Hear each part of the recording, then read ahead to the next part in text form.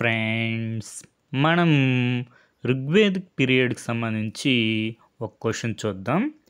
ఈ క్వశ్చన్ మనకి బీపీఎస్సీ వారు రీసెంట్గా అడగడం జరిగింది. క్వశ్చన్ వచ్చి which one of the following is not related to the Rigvedic period అని అడిగారు. అంటే ఇక్కడ ఇచ్చిన వారిలో మనకి ఋగ్వేదిక్ పీరియడ్కి సంబంధించిన వారు కాదు ఎవరో మనం ఆన్సర్ చేయాలన్నమాట. ఇక్కడ ఆప్షన్ చూసుకుంటే గర్గి, ఘోష, అపాల, విశ్వవర. మనకి ఘోష, అపాల, విశ్వవర మనకి ఋగ్వేదిక్ పీరియడ్లో ఉంటారనమాట. గర్గి మాత్రం మనకి లేటర్ వేదిక్ పీరియడ్లో ఉంటారు మనకి. కాబట్టి ఆన్సరు ఆప్షన్ ఏ. మనకి ఇక్కడ చూసుకుంటే ఋగ్వేదిక్ పీరియడ్లో మనకి ఉమెన్ పోయిట్స్ లైక్ అపాల, విశ్వవర, ఘోష, లోపాముద్ర. మనకి ఈ పేర్లు గుర్తుపెట్టుకోండి: అపాల, విశ్వవర, ఘోష, లోపాముద్ర.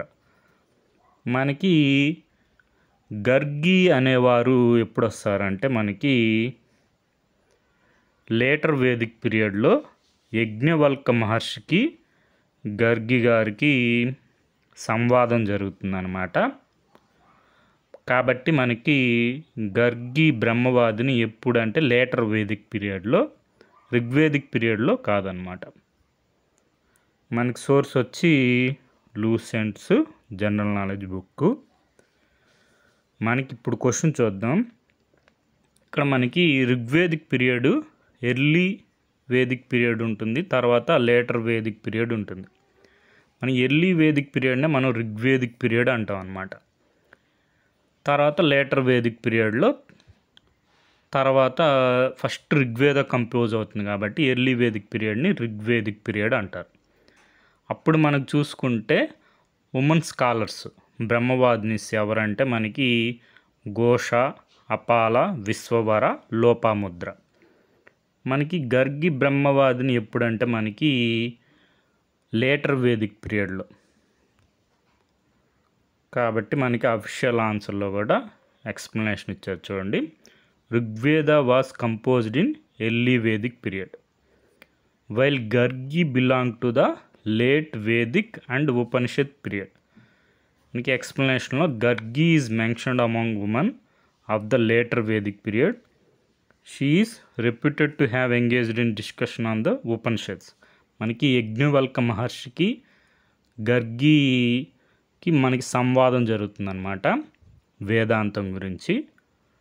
కాబట్టి మనకి గర్గి ఎప్పుడు వస్తారంటే లేటర్ వేదిక్ పీరియడ్లో వస్తారనమాట.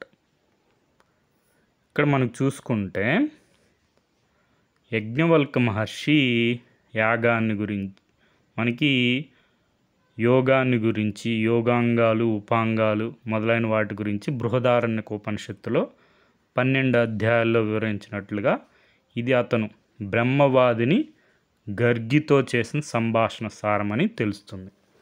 మనకి గర్గి బ్రహ్మవాదినితో యజ్ఞవల్క మహర్షి యోగాన్ని గురించి, యోగాంగాలు, ఉపాంగాలు మొదలైన వాటి గురించి చేసినటువంటి సంవాదమే మనకి బృహదారణ్యక ఉపనిషత్తులో 12 అధ్యాయాల్లో ఉంది. మనకి తర్వాత చూసుకుంటే ఇక్కడ యజ్ఞవల్క మహర్షికి 2 భార్యలు ఉంటారు, మైత్రేయి, కాత్యాయని. మైత్రేయి ఎవరంటే మనకి గర్గి బ్రహ్మవాదిని యొక్క శిష్యురాలు అనమాట మైత్రేయి మనకి యజ్ఞవల్క మహర్షికి ఆసక్తికరమైన సంభాషణలు బృహదారణ్యక ఉపనిషత్తులో 4వ అధ్యాయంలో 4వ బ్రాహ్మణంలో వివరించబడింది. దీన్నే మైత్రేయ బ్రాహ్మణం అంటారు.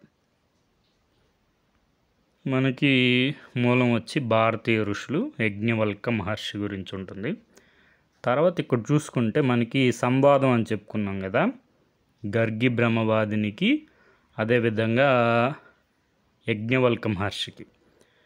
గర్గి బ్రహ్మవాదిని యజ్ఞవల్క మహర్షిని ఈ విధంగా అడుగుతుంది: సృష్టి గురించి, సృష్టికి మూలమైన పదార్థం గురించి అనేక ప్రశ్నలు వేసి సమాధానం ఆలకించింది. ఆమె సాహసానికి ఆశ్చర్యపోయిన అక్కడి పండిత మండలి యజ్ఞవాల్కునికి అద్భుతమైన వివరణకు ఆనందంతో మురిసిపోయారు.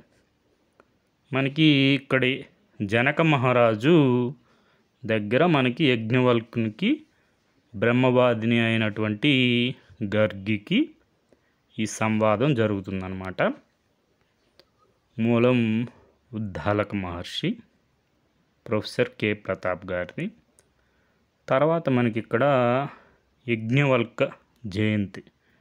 అప్పుడు మనకి చెప్పుకున్నాం కదా, గర్గి శిశురాలైన మైత్రేయి యజ్ఞవల్కుని తప్ప మరొకరిని వివాహం చేసుకొని శపథం చేసి కాత్యాయని స్నేహం సంపాదించి ఆమె సమ్మతితో యజ్ఞవల్కుని రెండో భార్య అవుతుందన్నమాట. Okay friends, thank you for watching.